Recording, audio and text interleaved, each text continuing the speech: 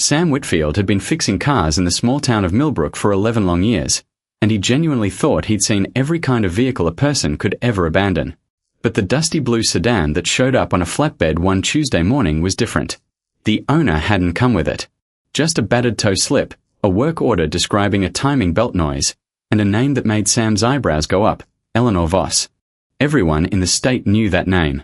Voss Industries ran 3 manufacturing plants, employed thousands, and Eleanor herself was the kind of CEO who showed up in business magazines, not small-town garages. Yet here was her car, an old, unremarkable sedan, not the luxury vehicle you'd expect, sitting in his bay with no driver in sight. Sam had inherited the shop from his father, a quiet man who taught him that a good mechanic listens more than he talks, to engines and to people. Sam still ran the place the same way, 3 bays, 1 lift that wheezed on cold mornings, and a coffee pot that never quite emptied. He wasn't the kind of man who read business magazines, kept up with stock prices, or paid much attention to who ran what, but even he recognized the name printed neatly across the very top of that order. Sam called the number on the work order twice. No answer. He left a voicemail explaining the repair would take a day, maybe 2. 3 days passed. No callback, no visit, nothing. The car just sat there, paid for in advance with cash, like she wanted it gone but couldn't say why. It was his assistant, Miguel, who found the box. While pulling the back seat to check a rattle, he noticed a loose panel in the trunk liner. Behind it sat a small cardboard box, taped shut, with Danny written across the top in faded marker. Sam almost put it back without looking. It wasn't his business. But a folded note sat on top, dated just a week earlier, addressed to no one. I still don't know how to read these. Maybe I never will. Inside were letters, dozens of them, some yellowed with age, others newer. They were addressed to Eleanor from her younger brother, Danny, spanning almost 30 years. Sam read only the first line of the top one before he stopped himself, feeling like he'd walked into someone's bedroom uninvited.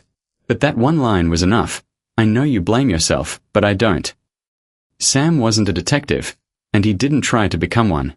He mentioned the abandoned car, almost in passing, to an old high school friend, Renata, who now worked events at the Cardinal Hotel downtown, the only decent hotel within 50 miles, the kind of place an out-of-town executive might quietly check into.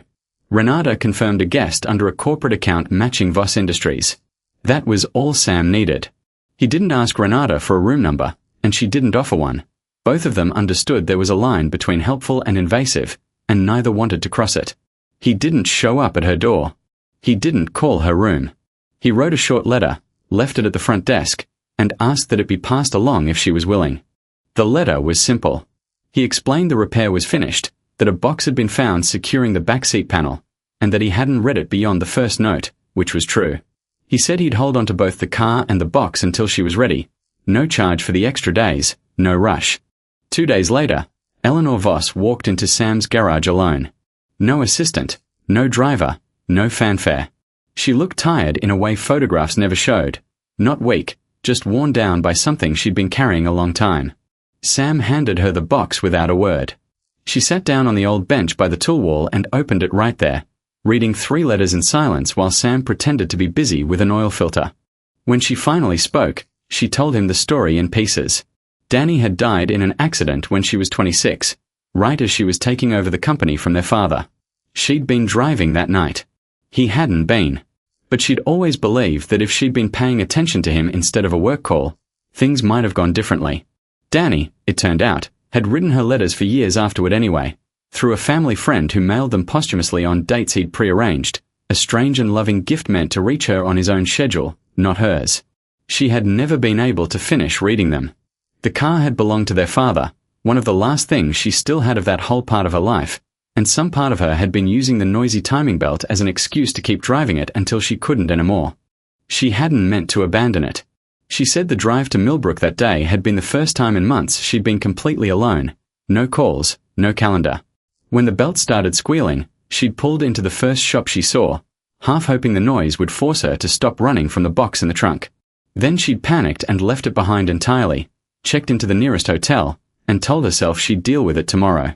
Tomorrow became 3 days. Sam didn't try to offer her advice or wisdom.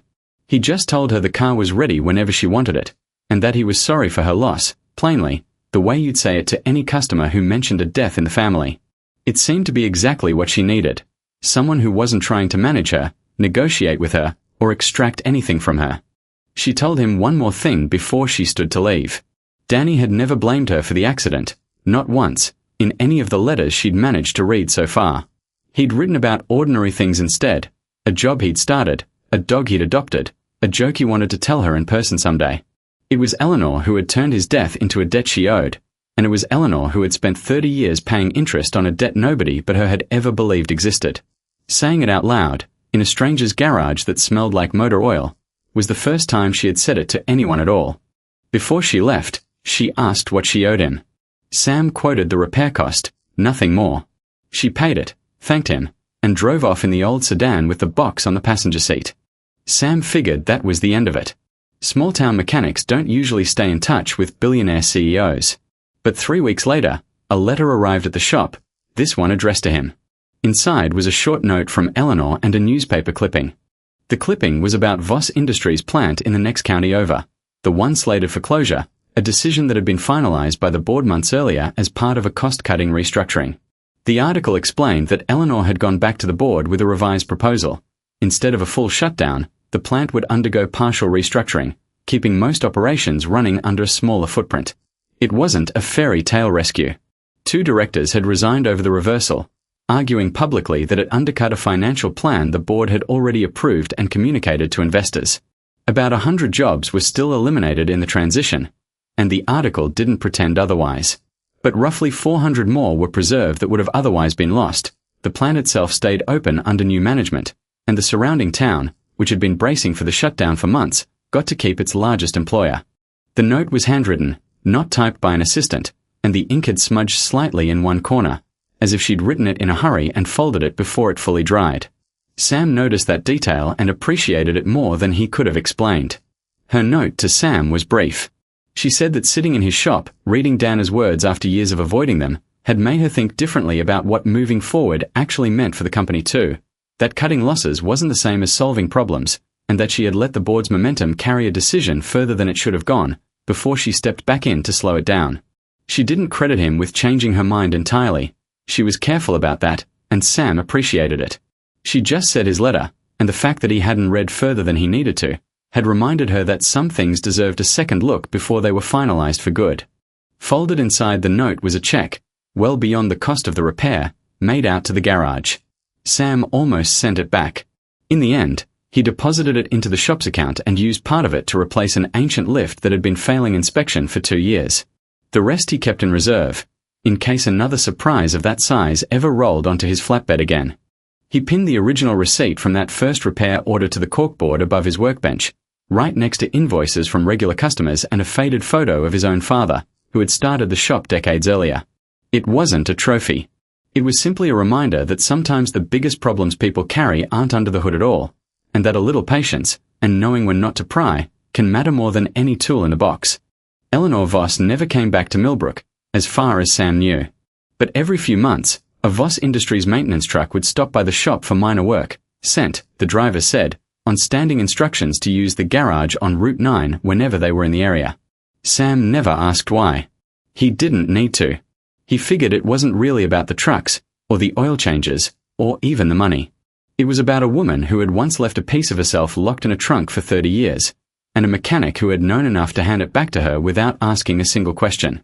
Some things were better left exactly as they were, understood, not explained.